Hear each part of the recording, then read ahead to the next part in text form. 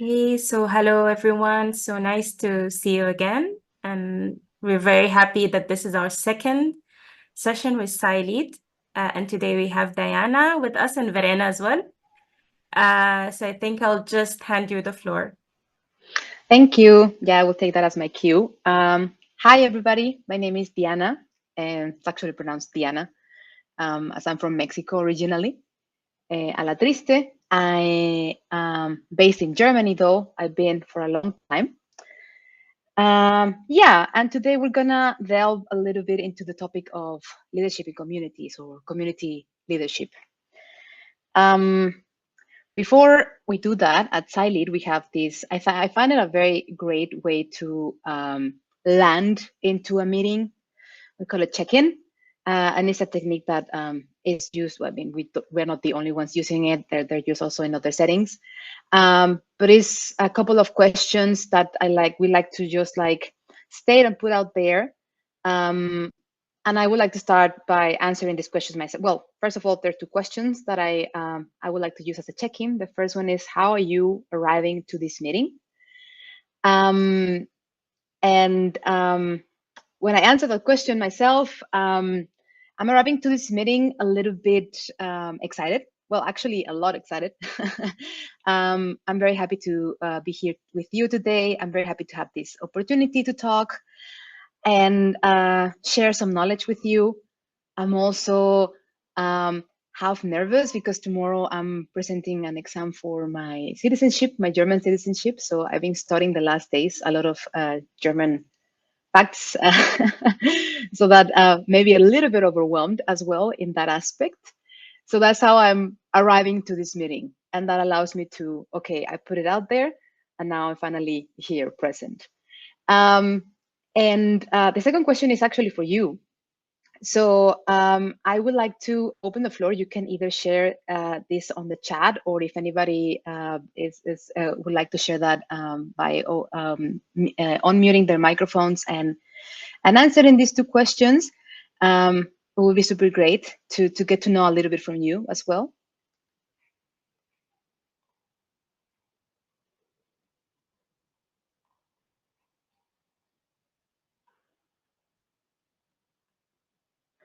Checking the chat.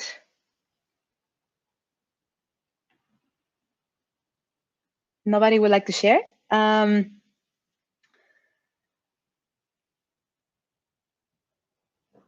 I have a message here.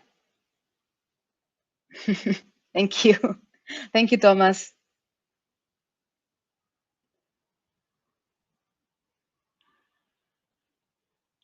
Okay, I see that one of the expectations from today is learning how to be an effective leader. I hope that the points that I'm planning to cover today kind of like direct you into that direction.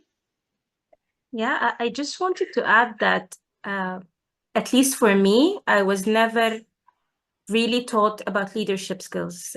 It's something that you're expected to just, pick up as you're moving in your career. But I think that's not good because, you will be exposed to different types of leaderships. And for me, most of them are not that good. So if someone would like use that as their standard of how to lead a community, then I think that will just, keep the problem going, bad leadership.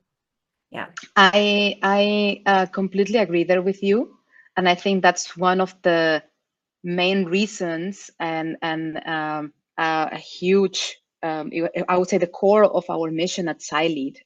We also notice this aspect that you mentioned, how many individuals that end up leading later at later stages in their academic careers get there without the necessary tools to do so. And yeah, we are advocating for this. We want to. Our vision is to provide everybody in the academic environment with the proper tools to be able to, first of all, lead themselves, to be able to lead others. Because it is a mixture of several things. As you learned in the previous session last week with Verena. So yeah, I'm reading a little bit of your answers here. Thank you very much, Modester, for sharing how you're arriving. I read from Hafsat that the question was very vague, but if you take a look at the chat, maybe that would help as an example. And I apologize if I was being vague. With the how are you arriving to this meeting is mentally also and physically, what were you doing before? How were you feeling prior to joining this meeting? That is exactly the intention of asking this question. Okay, I'm reading that people are feeling quite excited. The expectation is to learn about how carry my subjects along to help them have a sense of belonging, very important. Arriving in this meeting with hopes. Thank you very much. And Rwanda is hot. I'm jealous of that. I'm based in Hamburg, and fall is slowly arriving. Thomas is sharing that he's excited to have this session on leadership, which is key on engaging and leading in community. I expect to learn more skills related to community leadership. Great, Hafsat, that you got now an idea. Perfect. Well, moving on. Well, we already learned last week about SciLead. We are an initiative that is promoting sustainable leadership. This is the colleagues that are joining me in this endeavor. You already heard from Verena last week. Today, you're hearing from me. And next week, our colleague Lynn is going to be the one talking to you. And yeah, just as a repetition, our vision is an academic environment that acknowledges and fosters leadership and mentorship as central pillars for good and reliable science. We aim to empower scientists to lead themselves, as I mentioned before, and others, while promoting sustainable practices that enhance the well-being and thriving of individuals at all levels of academia. A little bit about me. This is a very recent photo. It was taken a couple of weeks ago, and I really like it. That's what I put it here, and because it really represents my current how I look currently. I used to have a slide sharing all photos of me throughout these stages. Well, my academic career started in Mexico. I did a bachelor's in pharmaceutical chemistry at the National Autonomous University of Mexico, that is based in Mexico City. Then very motivated by the desire of studying abroad, and also because back then there was no master's program that was focused on neuroscience, and that was my targeted field. Later on, finally, there's some programs in neuroscience open, but back then, when it was my time to study my master's, there was no program particularly focused in neuroscience. So I started looking abroad. And I found in Europe a lot of possibilities. And after applying to some universities, I was accepted by, among others, by the University of Amsterdam. That's the one that I decided to go to. And I did there a master in science in biomedical sciences with focus on neuroscience, neurobiology. And my intention was to come to Europe for 2 years and then go back to Mexico. But the will to learn was still there. The appetite for knowledge was still there, and I fell in love with Europe. And yeah, I decided to pursue a doctoral degree, this time in Berlin, where I studied at the Charité Universitätsmedizin in Berlin, Germany, the capital of the country. I was based there a little bit after my defense. After my PhD, it was very clear for me that I didn't want to continue in the conventional academic path for different reasons. Yeah, I decided that it was time for me to focus on other skills and develop exactly other skills from my side. I was very curious on the business aspect and a more collaborative approach. I think maybe because my research was a little bit isolated. But anyways, after I did my doctoral studies, I got certified last year as a data analyst.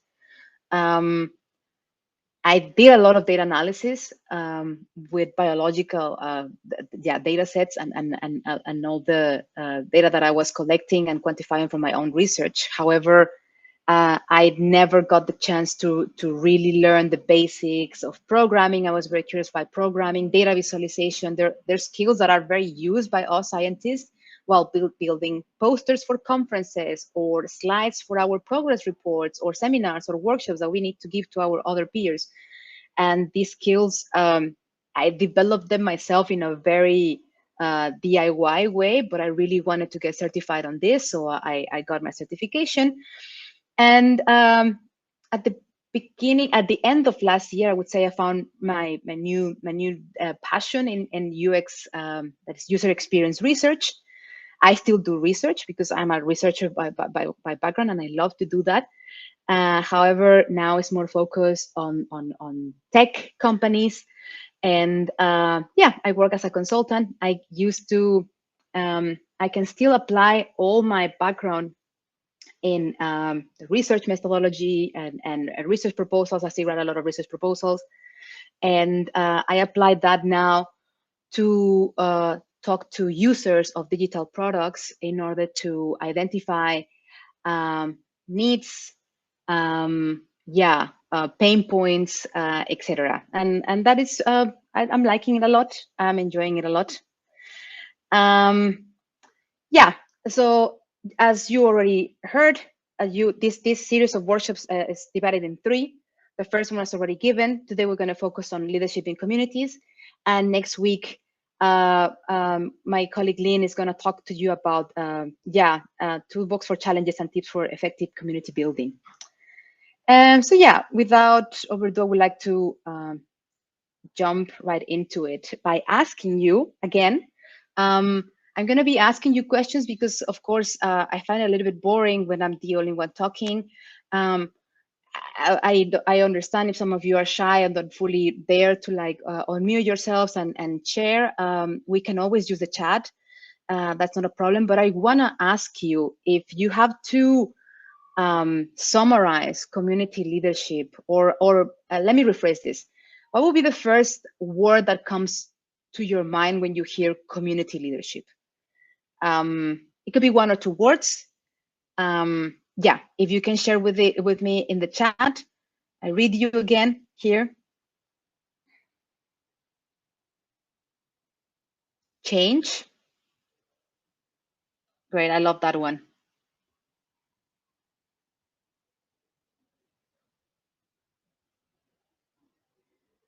Empathy.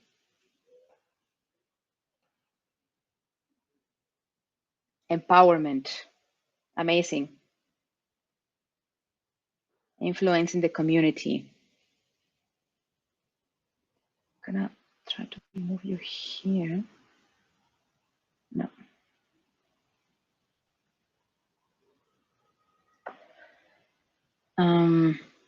Inclusivity, understanding community needs. Great. Yeah, so when we made a word map of what community leadership means, there's words like teamwork, cooperation, professionalism, partnership, brainstorming, empowerment. So yeah, I'm happy to see that we're aligned in this. So what is actually community leadership? I, of course, being having a background in science and being a researcher, I went into the literature to find a definition. However, it's very interesting, or I found it very curious to see that that there's not one single definition for it because it integrates different aspects. But with the information that I gather, I made one that goes like this: leadership in communities, or community leadership, could be defined as the act of guiding a group of individuals towards shared goals and foster an inclusive collaborative environment. It includes a holistic approach.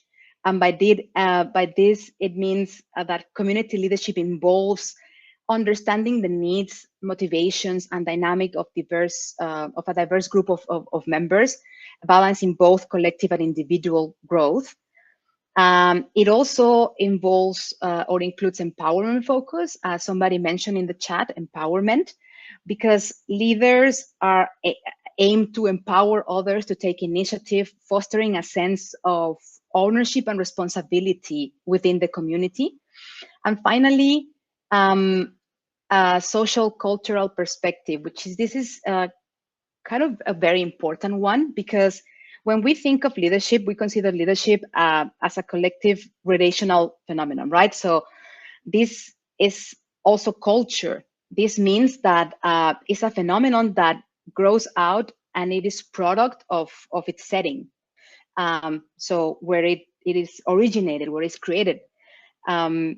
Therefore, it seeks to understand leadership, thinking, and action in a situated way, and to bring to the surface the different leadership models in the mind of the different stakeholders, that interact with the community in particular. So taking into consideration the social cultural perspective is really important. How a community looks in the global south is different than how it looks in the global north, and this can also represent in terms of values and vision and mission. So the social cultural aspect of community leadership is really, really important.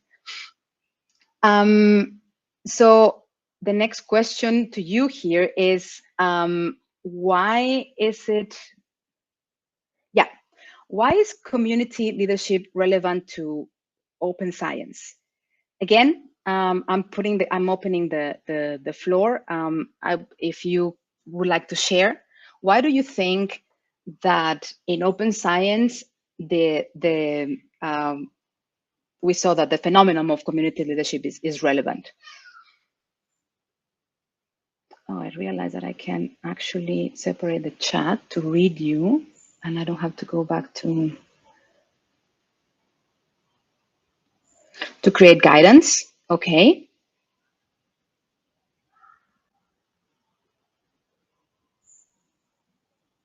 Thank you to everybody that is sharing. I really appreciate it.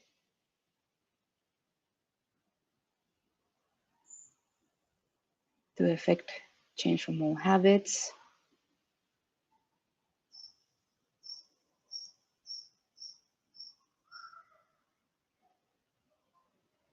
To create more information about open science, to target segment, capacity building on it, collaborative ideas, because open science requires the involvement of everybody, everyone. Yes. Yes, yes, yes. I love this.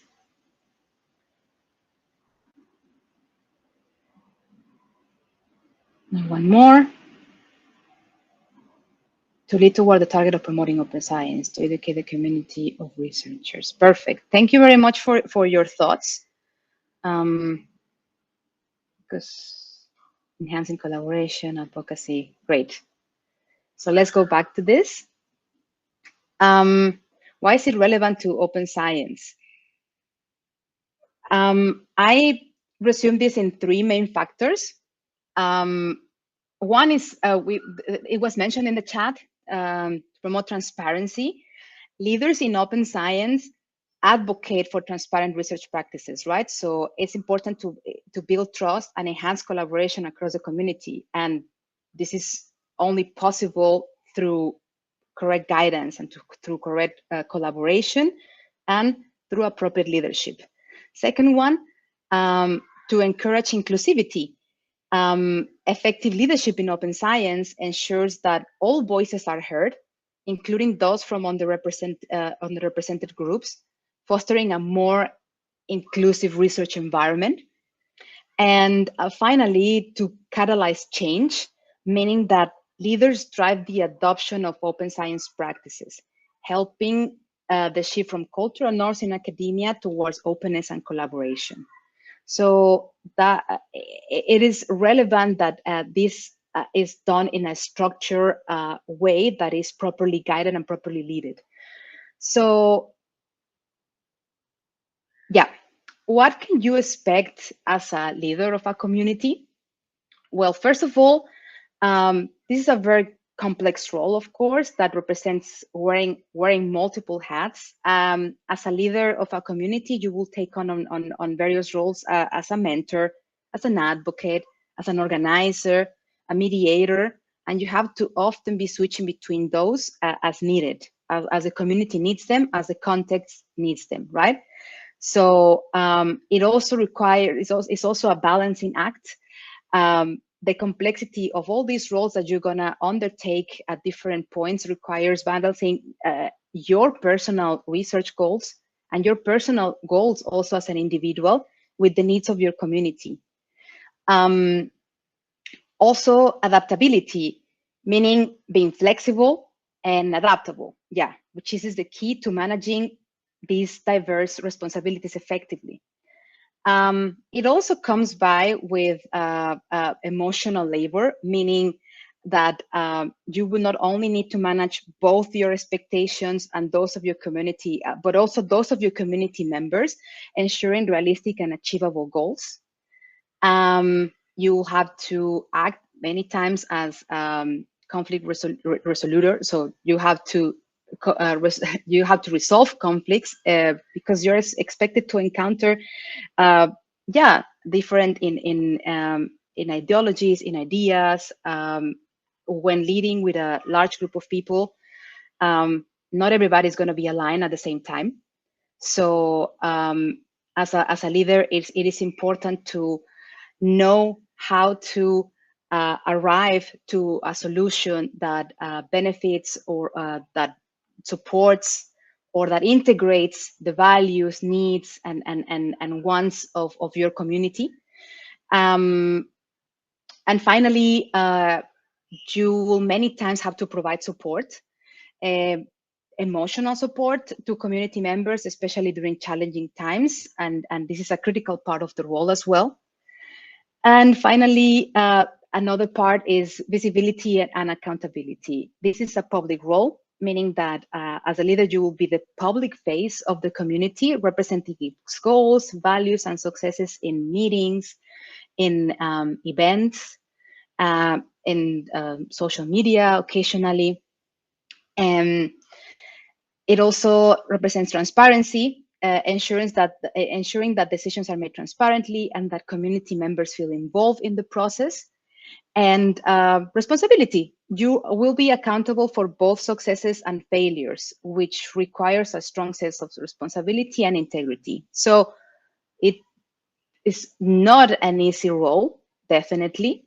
And that's why it is important that you're fully equipped with the tools that can set you to success.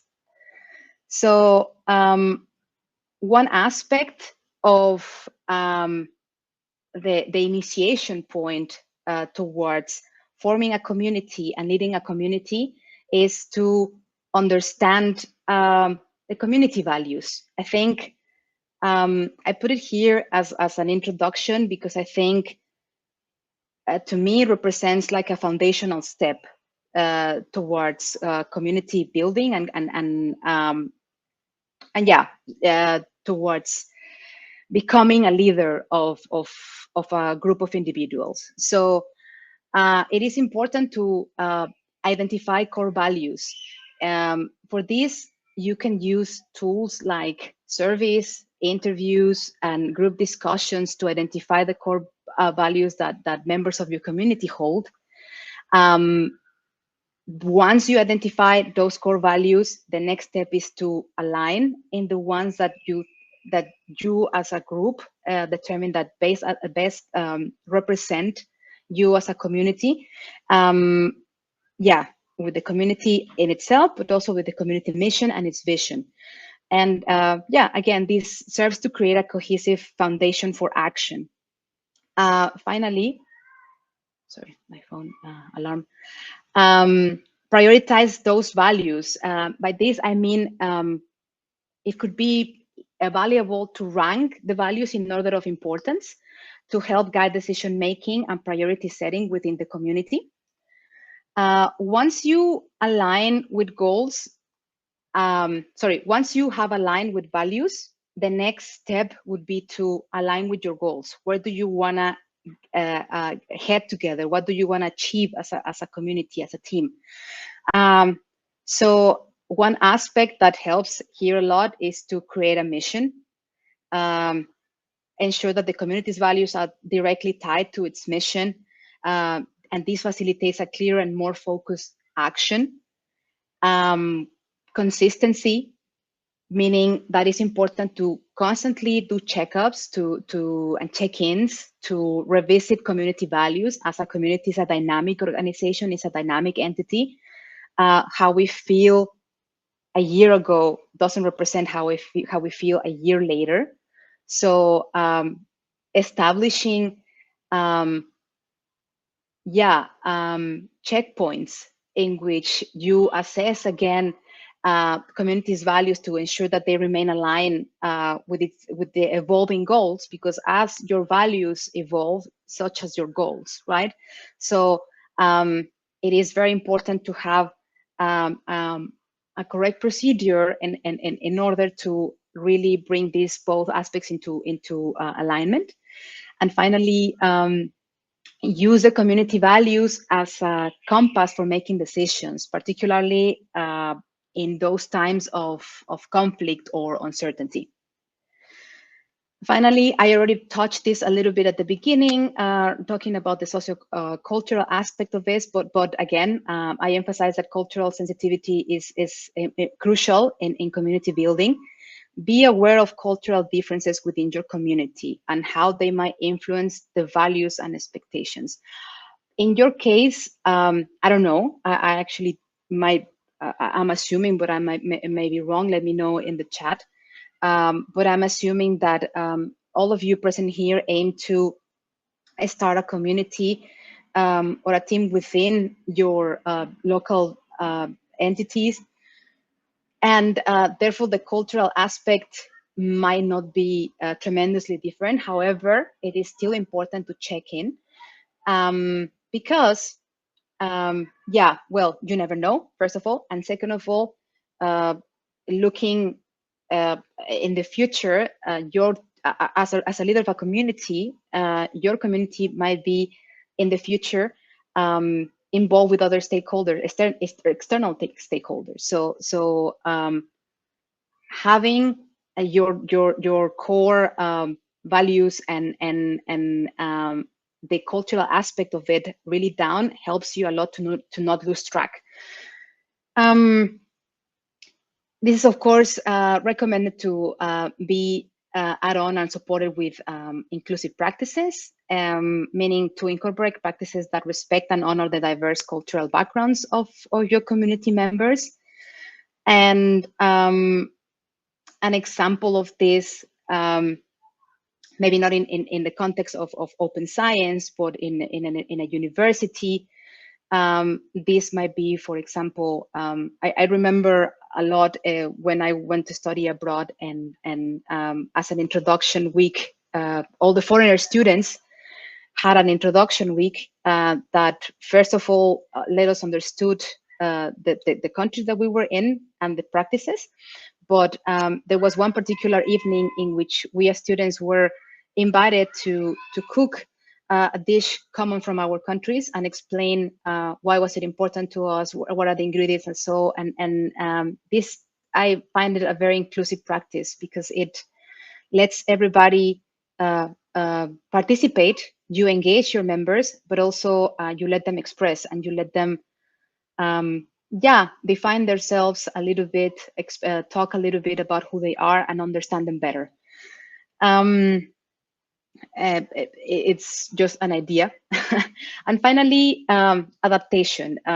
So as a leader of a community, you have to be prepared to adapt your leadership and communication styles to align with the cultural norms that are still allowing the advancement of your community. One thing that I suggest here, or that I find very useful, is to ask your community members, how do they like to receive feedback? Not everybody likes to receive feedback openly. Some people prefer to receive feedback in a separate way, one-on-one or via email. And this helps a lot by determining how your community members and prefer to listen to the feedback that you might have for them, or it could also be to give them feedback to you. How is their preferred way to give you feedback? It also helps and it helps, first of all, to let the communication flow, to let everybody express in the way that they feel comfortable. And yeah, in that way, you are allowing that everybody is able to actually extern and express their voices. I don't know if you hear the kids here yelling in the background, so I apologize for that. Yeah, do you have any questions until here? I'm just gonna go back to you really quick.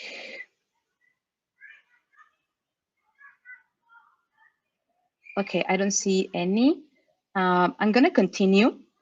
If I have questions, I ask either Lamis or Verena to let me know. So I'm moving on to like what I consider the core of this workshop today, or the information that I would like to share with you today, and that excites me, of course. And the introductory question is, how can you as leaders tailor the style to the development of your community? No, how can you be able to do that? Because I mean, I mentioned some key aspects, some resources, some tools. However, every situation is going to be different. This is where I introduce the spiral dynamics framework, because I think it's a great framework that could be used and applied in the context of community leadership. But before talking about what it actually is and what it represents, and tell you more in detail, I just want to ask really quick if anybody else here in the chat has heard about it. You can react. I think there's a possibility of give me a thumbs up or not. If you have heard about spiral dynamics, just let me know.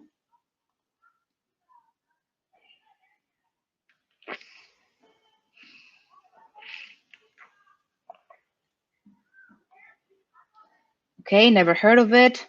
Not me.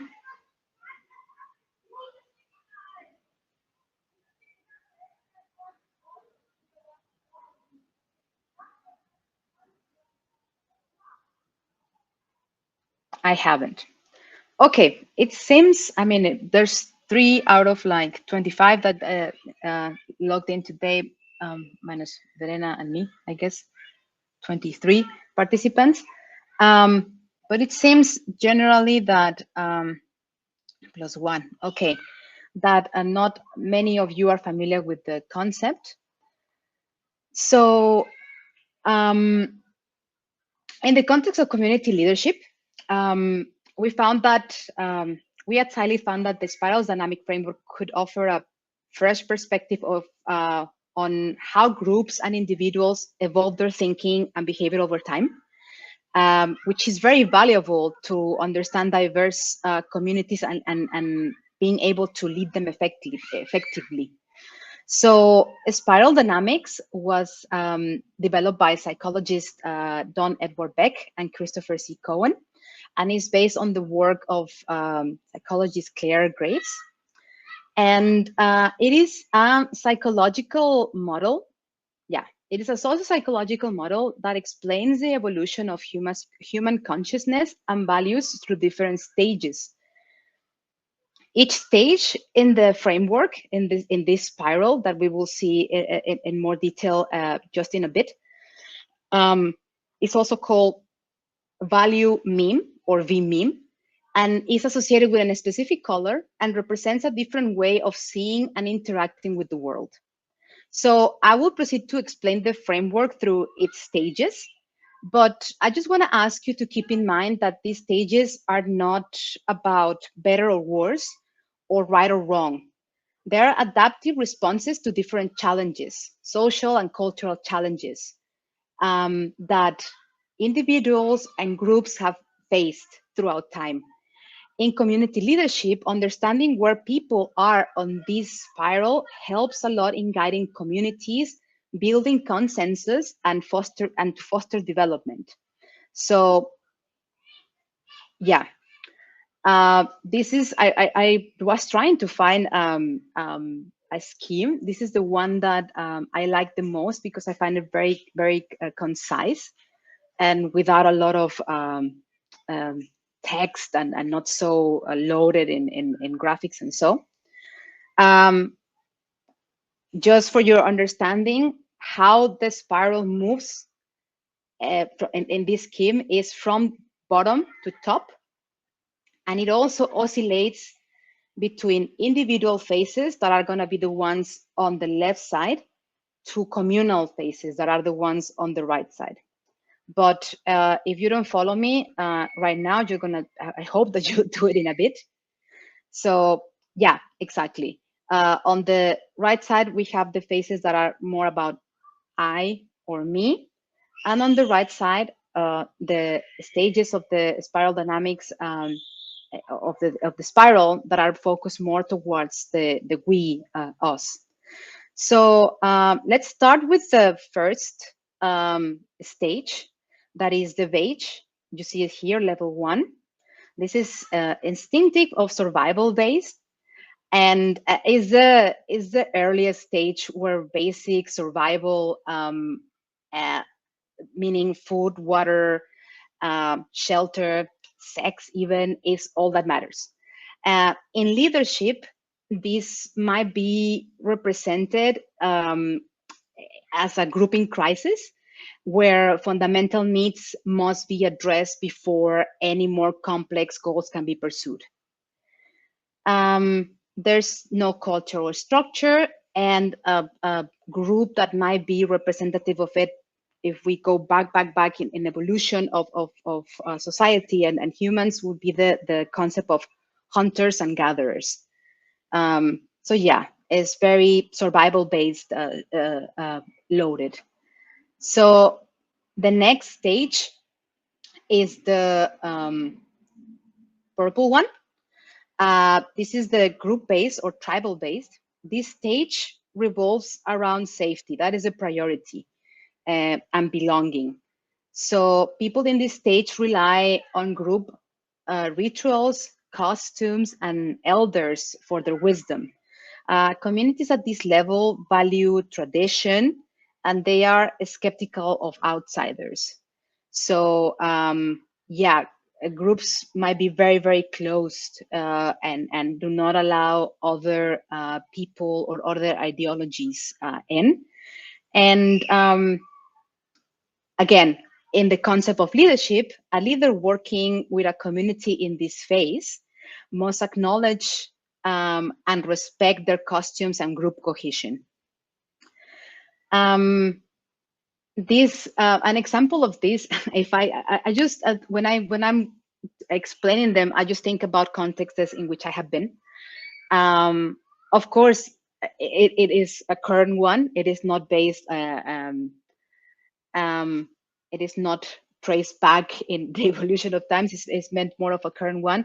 But think about it of when, in your case, for example, as PhD students, when a new PhD student joins, or when a new postdoc joins that brings like very fresh ideas that are kind of like not really matching the ones from your group, from your research group, or in a company when a new head of department joins that brings in a new style of leadership.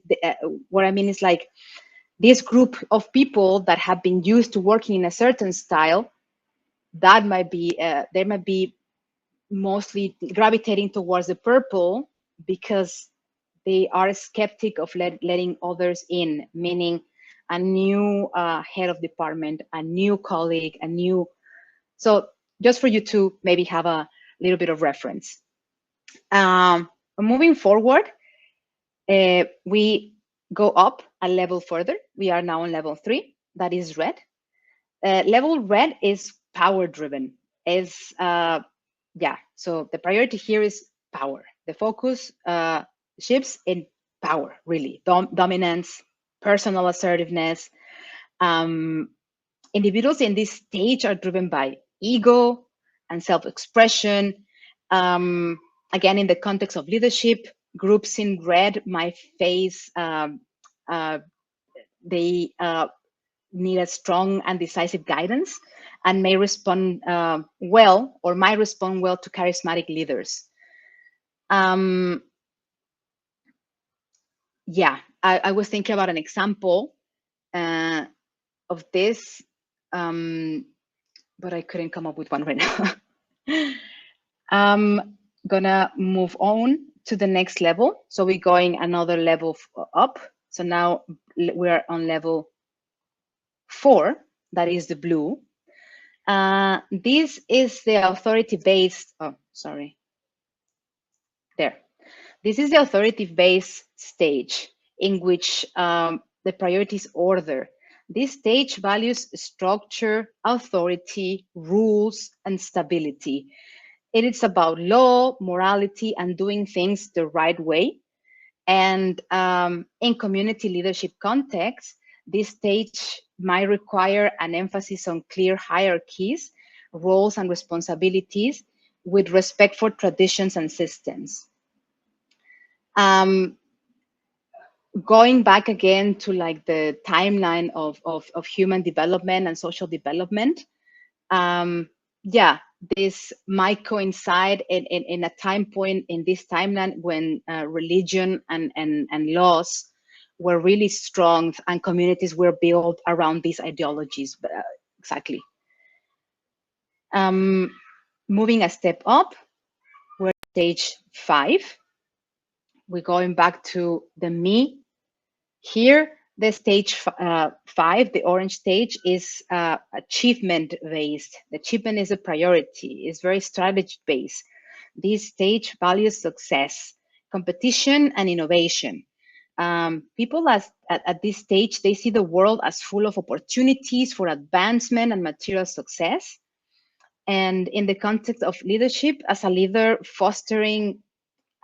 in this kind of group, fostering leadership, a leadership style that promotes independence and encourage creative problem solving might resonate very well here in this kind of community, in this kind of group. Great, then we move on to stage green, stage 6. This shifts back again to the community stage. So it's very community and equality driven. The priority here is human bonding. The focus is on harmony, community, social equity. These are like the social equity fighters. People at this stage, they prioritize inclusivity, dialogue, and consensus. Leaders that might be faced in leading a predominantly green group will need to emphasize participation, emotional intelligence, collaboration, whatever represents and creates a sense of unity.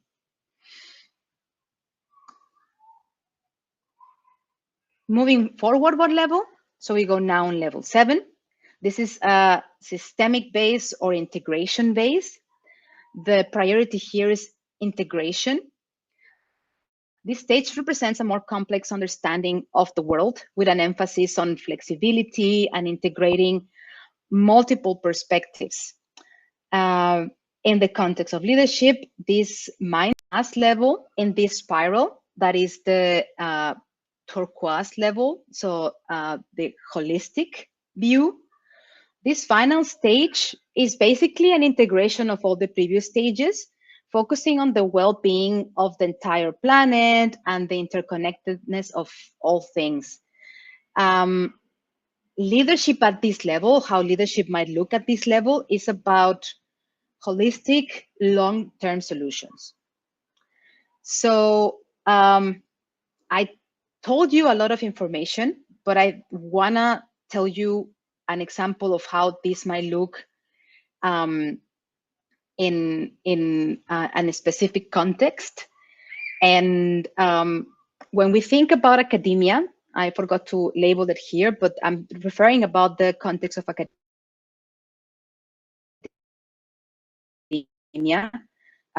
Let's say that academia is another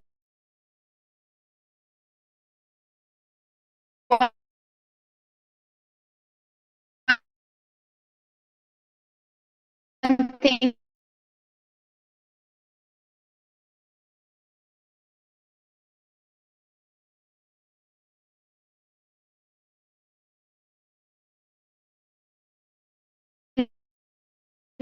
that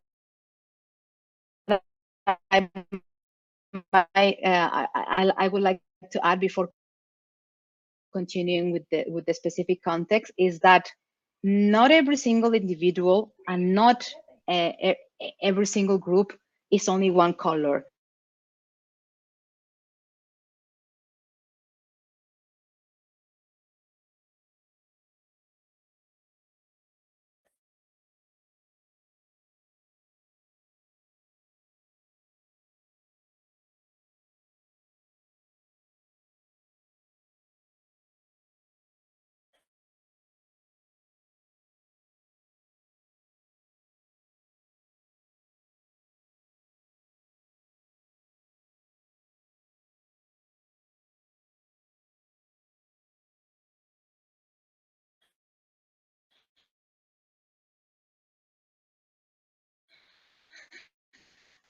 And if taken wrong, it could be reductionist because it is not to label as an individual.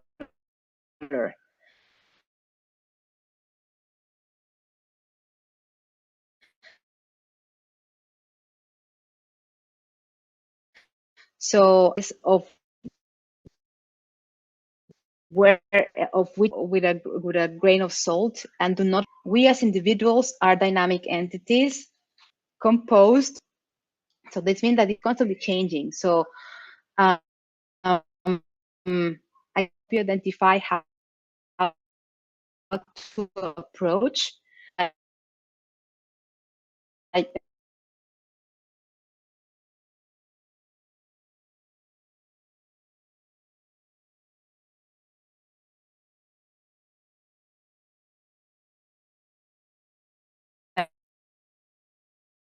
how my felt or label or just classify into a box. It's good to be very mindful with bring hierarchies of expertise. So that's something that we do see is focused on competition, but it's also focused on innovation.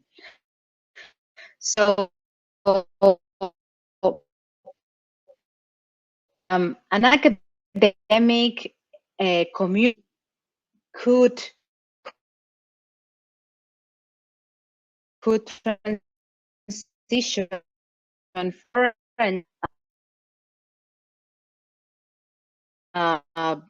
like a way of orange stage, the green ball open science principles. So I thought this was like a nice example and just take into account the way that we are proposing be thinking. Members are in a blue mindset that they yeah, if you another example that I have from the top of my head is if you are leading a sustainability initiative in a community where most people are in a green stage. Again, this is the stage of, let's go back, the stage of community driven. So the value here is a priority is human bond, is diversity, equality, caring and sharing. Say in this case, say that they will respond very well to discussions about, but if you're leading the same initiative in a in a community which mindset is predominantly orange, again, based on achievement, competition, innovation, you might focus more, or a leader in this case might focus more on, for example, the economic aspects of sustainability and innovation.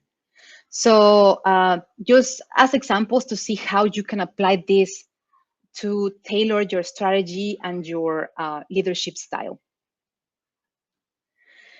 Yeah, so I want to take a little pause and ask if there's any comments or questions about at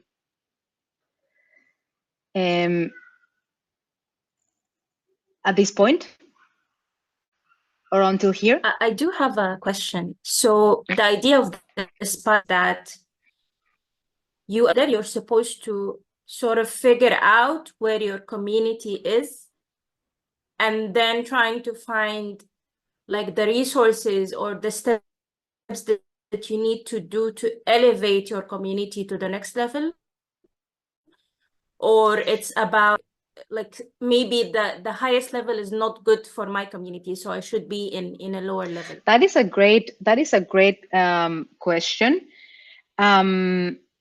So to the first answer to your question is, yeah, it is. The way we're proposing it here, as I said, is as a tool to let you identify where your community is, and based on that, as a community, you want to reach certain places. No, you want to achieve something, meaning you want to, in the context of the spiral, you maybe want to go to the next stage.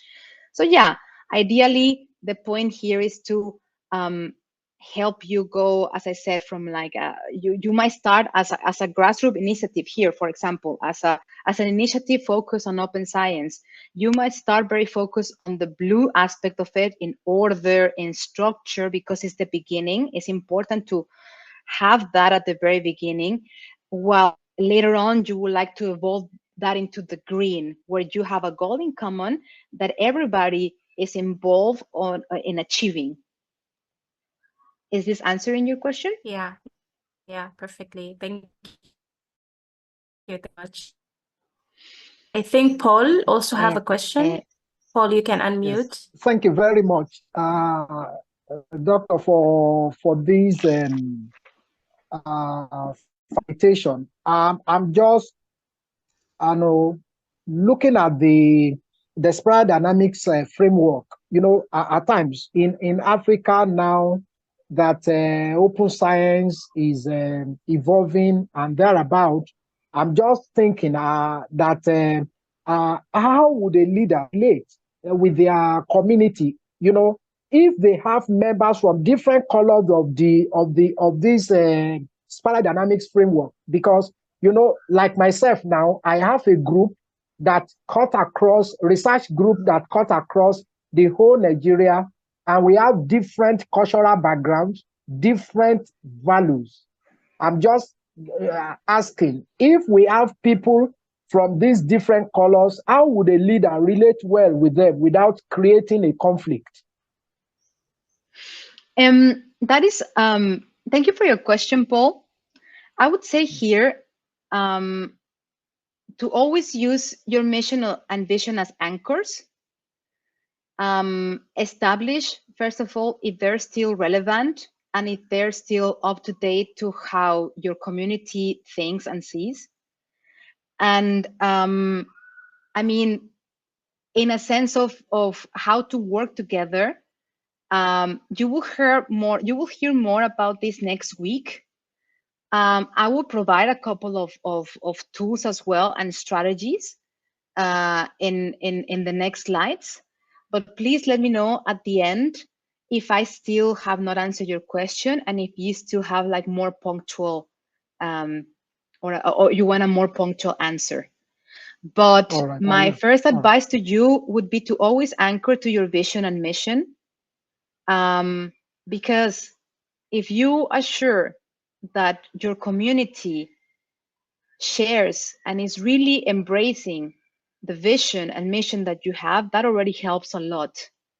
How to do this is tricky. Yes, again, I'm gonna talk a little a bit in brief, but I like to use the vision and mission as the anchor.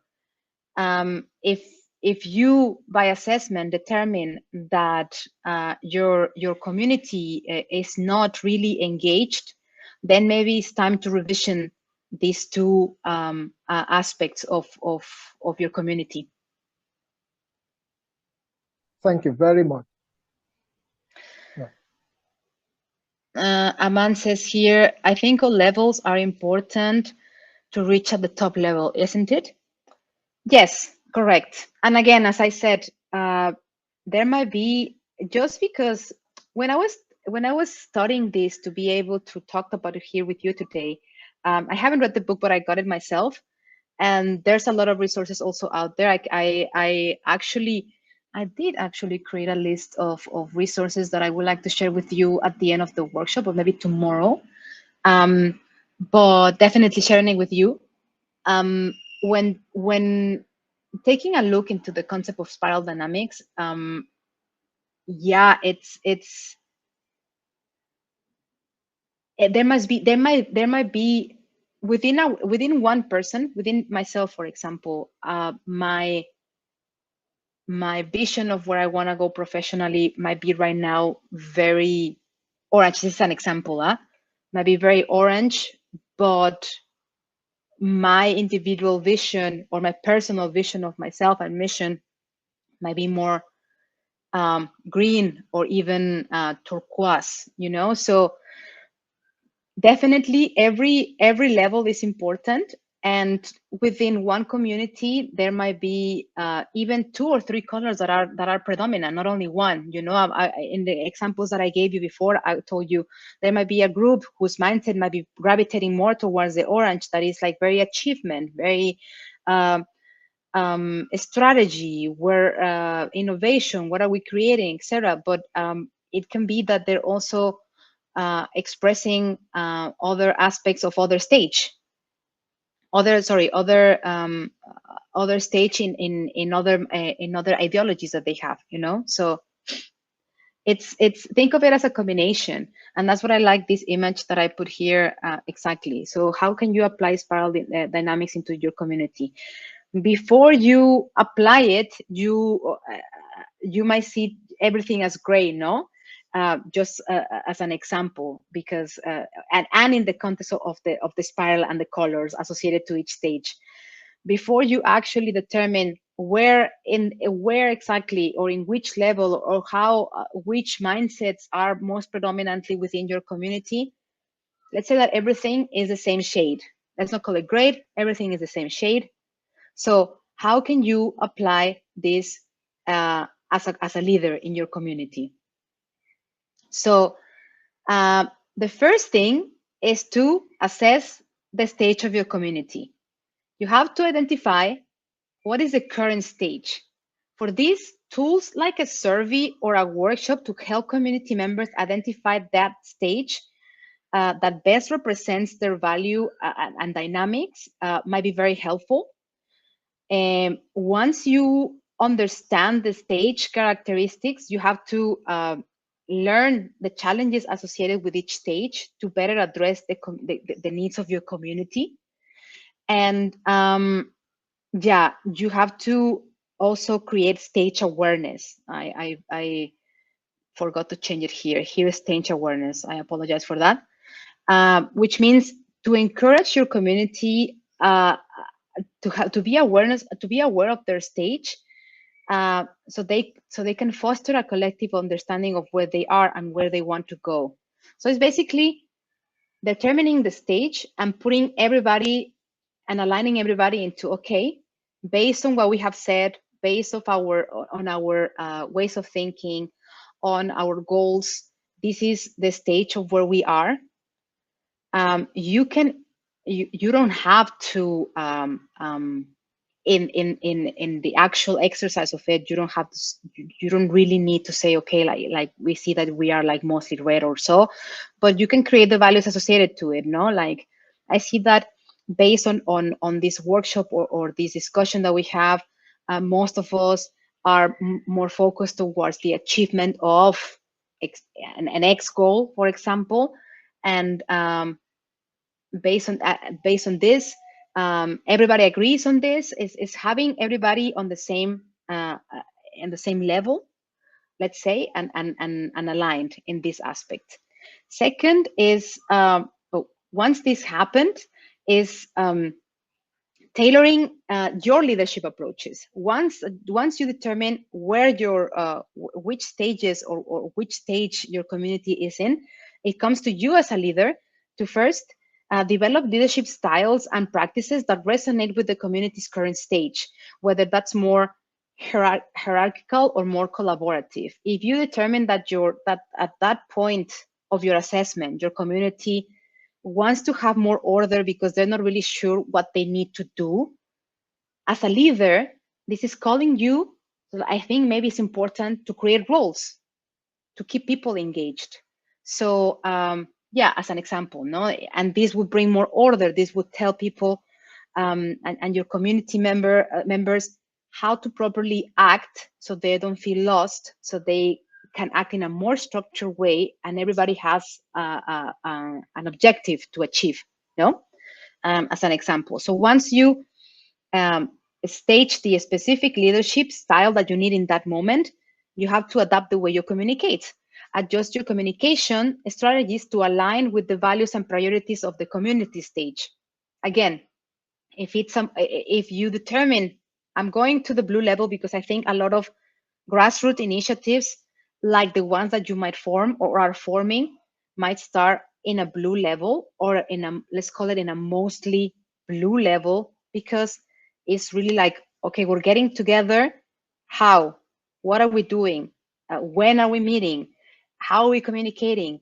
So exactly, setting maybe a communication style of like, let's meet once a week or once every 2 weeks, and let's have a check-in every Friday, you know, and a check-in could be like in your whatever tool of communication you use. Lynn is gonna go deeper into this, into communication tools and so. But for example, WhatsApp, that is a very commonly used communication tool. If you have a WhatsApp group, it's like, as a leader, you may say, I would like us as a team to have a check-in every Friday on like, what have you achieved today based on your roles, etc.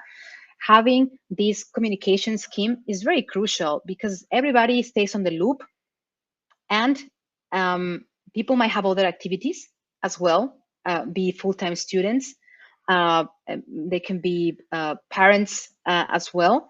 So having a very structured communication scheme helps everybody stay informed, but also stay relevant and be relevant. And finally, once you adapt your communication style, the next step will be to growth facilitation by implement growth facilitation, sorry. And this means implement strategies that encourage your community to evolve at the next stage, like Lamis was asking. So this might look very different according to the assessment and the initial assessment of your community, but once you know this, it is your time as a leader to do your homework, to study and see, talk to experts on the field, and see how can you create a strategy that allows you to go into the next level when you're ready, of course, while fostering development and innovation, and while keeping your goals relevant as well, and your mission and vision. Exactly. I talked a lot about vision and mission, and as I mentioned to Paul, I think this is crucial for me. It is like the anchor of a community. And I wanted to ask you in the chat, you can answer to me, or again, give me a thumbs up if you know, what is the difference between vision and mission?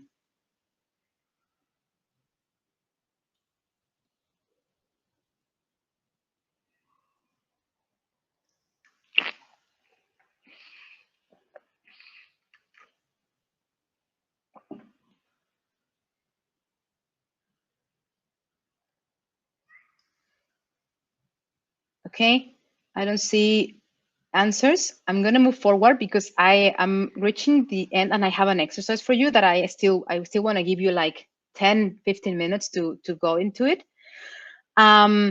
So the mission is what defines the community's core purpose, why it exists, and what it aims to achieve. The vision, on the other side, describes the future state of the community. What do you aspire to create? It is like a compelling image, or like a photograph of what success looks like for you. It's like we know this of us, like, for example, maybe in job interviews or in other kind of like social events or social gatherings, where they ask you, how do you see yourself, or where do you see yourself in 5 years, 10 years, 20 years, that they're asking us the vision of ourselves, no? So exactly, the mission is your core, the core of your existence. Why are you together? What are you gathering? Why are you, what have you decided to become? A team, a community. And the vision is, where do we see ourselves in 5, 10, 20 years? How do we see ourselves in that amount of time? While mission in the community is the community's foundation, the vision, it is the inspiration, the guiding, is the gun that guided the strategy, decisions, and actions. It is important for you as a leader to create a shared vision. And this is what I said before. Engage the community members in visioning exercises, such as brainstorming sessions, to develop a collective vision. Everybody needs to breathe this vision, because everybody needs to feel that what they're doing, it is apporting, it is giving something to this vision. If somebody doesn't feel that, that person is going to lose engagement. You're not going to have the engagement of that member. So be mindful of allowing and assuring that everybody in your community actually embraces this vision, aligns with it, and is really seeing it.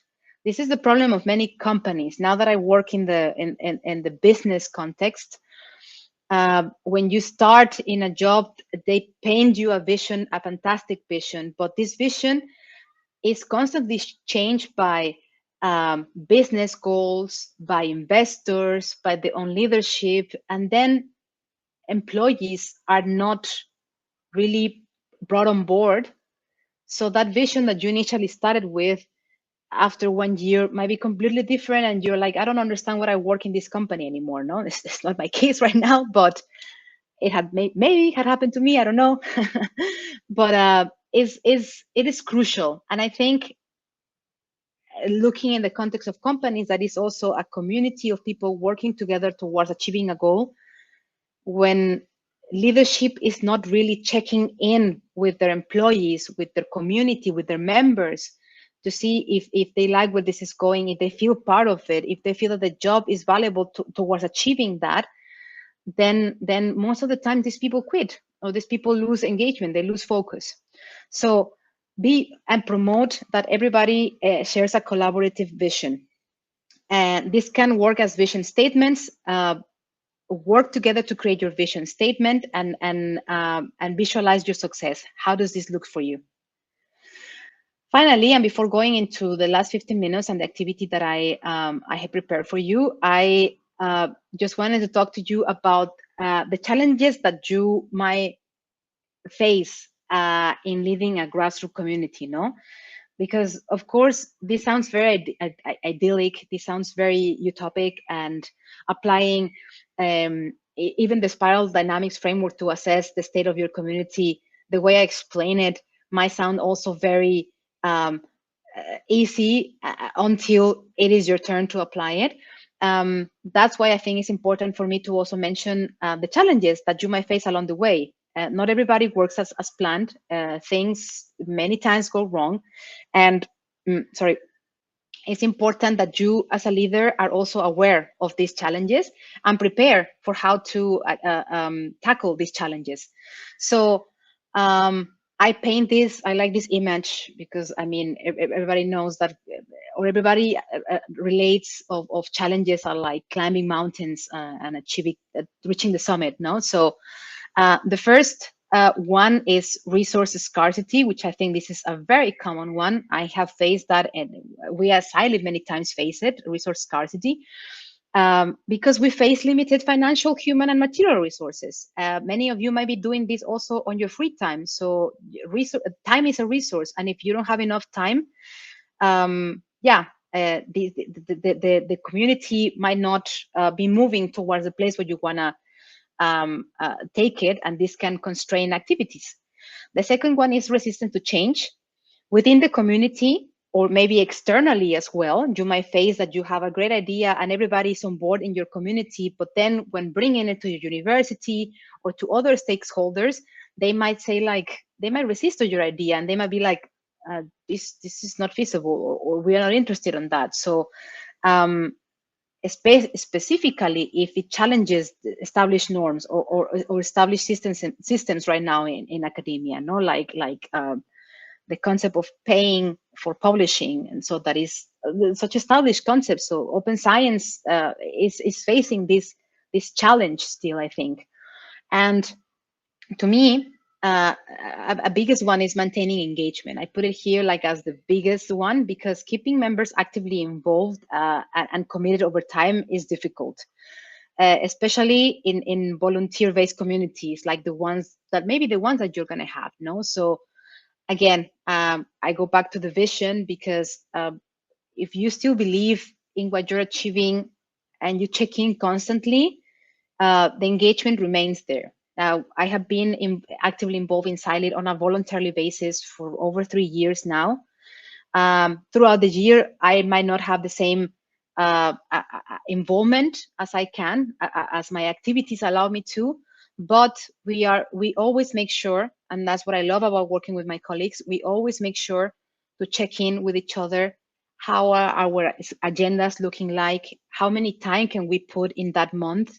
So activities like this, and asking everybody in your community to tell you how many hours can you allocate for this, or if you want to take over that task, how many hours can you allocate to achieve that? Do you need help? Can somebody else help you to achieve it faster? You know, so keeping people engaged is very tricky, but not impossible.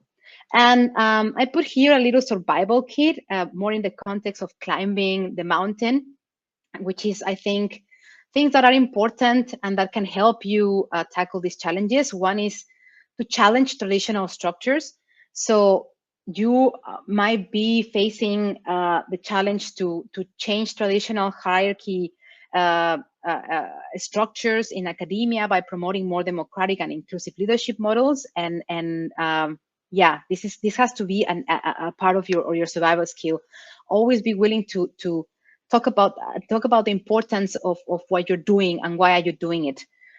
Building alliances like the ones, for example, that we have here with Aaron, in which we are able to share the knowledge that we have built as dedicating time as SciLead to share it with your community.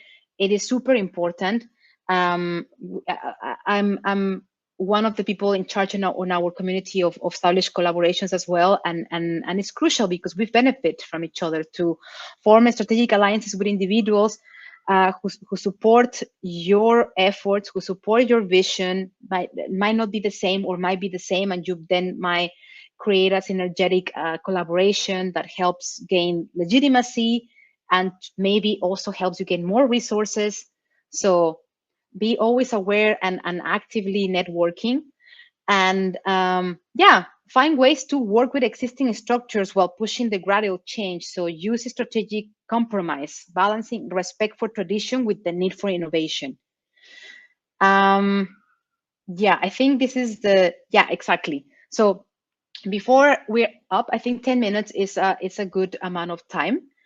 I would like to I put as an activity to build a mission map. This is a template that I created for you, and I explain it to you really quick.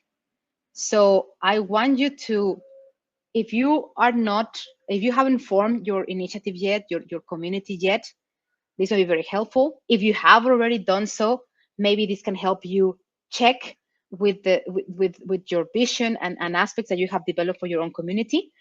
So this is, in this circle, I want you to write your vision statement. So what kind of, I put the question here, what kind of future do you foresee for your initiative? These ones, I noticed now that I made it look like a dog paw. It was not intentional, although I do have a dog. The circles here on top are your success factors.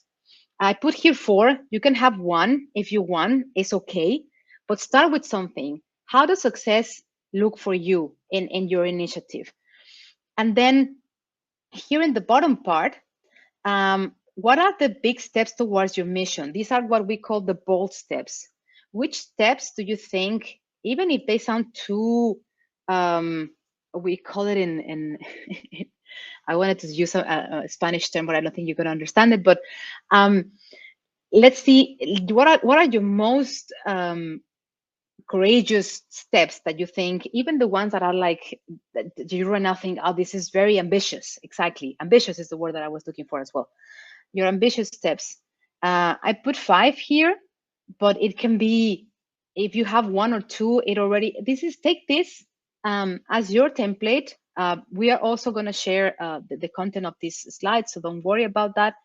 You can have the template later as well. I would make sure that I also put it as part of the resources that I share with you. And on the left side is the support that you have. What are the current resources that are available to you, maybe already available, that can support you build your vision? And on the right side, the challenges. What potential challenges or what challenges are hindering your vision? So I want you to use the next, let's say, we might be a little bit over time, and I hope that's okay for you. I'm not going to take more than 10 minutes after 6, sorry, my 6 p.m. I don't know exactly what time for you, but ideally, I would like you to work in pairs. So let me see if Would that's you like me to create breakout rooms? Yes, that would be amazing. Thank you, Lamis. Okay, and how many participants would you like per room? So we have 23 participants. I think let's do that's 7 groups of 3, and then yeah, let's say 8 breakout rooms. Okay, perfect. Okay. So I know that many of you are joining from your phones. I just put it here again. You can copy it. You can make it in your. Don't worry if you don't finish it. This is just an exercise to get you started. You can finish it later. You can use it consistently as a resource for you in the future. But I like you to start. I would like you to start working and talking about it with your peers. Yeah, now I think the rooms are open, so you will probably have a prompt now that will take you to your room, and I can see people are joining. That's good. Okay, amazing. I'm gonna just put this slide here to.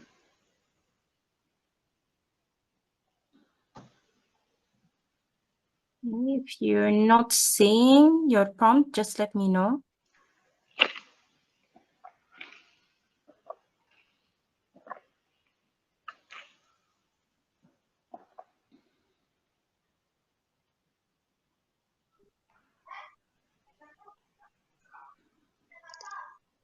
Hello, Lamis. Hello. I don't know what happened to the prompt and it went away. No worries, no worries. I will take you somewhere. Let me see. Move you to room 7. So you should have a new prompt now that takes you to room 7. I think she went. Yeah, perfect. So now we're left with Dr. Howard and Dr. Banjo. Do you guys see your prompts?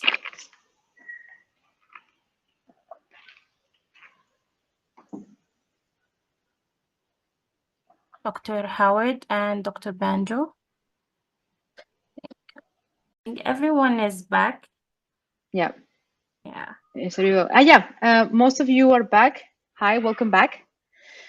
I'm not going to ask you to share with me. I mean, if everything, I think that most of you are joining through your phones, and I understand that some of you might also be struggling with like unstable connections. Just want to, in general, ask you to take this exercise with you, to take the template. I see a raised hand. Yes, Aman. You can unmute yourself if you Okay, want. can we say something about it? Yes, sure. Yeah. So in our group, we have discussed the mission, the vision statement. Mm-hmm. So the vision statement is just envision a future where open science empowers researchers and communities, Mm-hmm. fostering transparency, reproducibility, and ethical practice. Yeah. Okay. And the steps to reach this vision statement. Yeah, the first thing we need to do is build awareness and education, like workshop, training, resources, very important, resource development, and also networking and collaboration. Without networking collaboration, we cannot achieve our vision statement, and also encourage participation,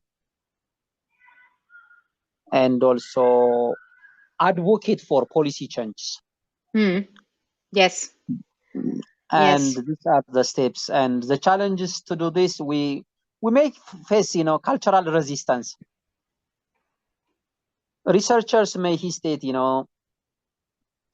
maybe hesitant to open science practice, due to established norms and traditional, publishing methods or practice. The other may be funding and resources, also another challenge we may face. And also the other is in terms of infrastructure. Might be we have limited infrastructure to do this, so that might be in terms of resource, of course. And the support academic institution and research center is really a support to achieve our mission statement, vision statement. And the funding agency, maybe there might be funding agency, global funding agency. Yeah, we may, create collaboration and networking. Grant providers, that might be supported. And also organization and societies, maybe a supporter, and also maybe non-profit, NGO, local, and also international. And researchers and academics is also, a supporter for that. This is, what we have discussed in our group. Thank you. Thank you. Thank you. Thank you very much for sharing, Aman. That's great. It's true. The challenges that you mentioned I think are very common challenges are going to be very common challenges for all of you present here. I focus a lot on the use of the spiral dynamics framework to identify where your community is and how you can tailor your leadership style. However, one thing that I would like to mention before also closing the session is that this framework can also be applied to understand the stakeholders you might be working with, collaborating with, or facing with in the future, particularly in the terms of policy advocacy, right? When you understand the stages, they can help you in also communicate effectively, knowing what to prioritize in your communication with policymakers who can operate from a different value system than yours, when you understand who you're talking with, when you know what is their priority, you might tailor how you communicate, how you phrase your strategy, how you phrase your mission and vision, how you in the case, for example, of applying for grants, how you tailor that grant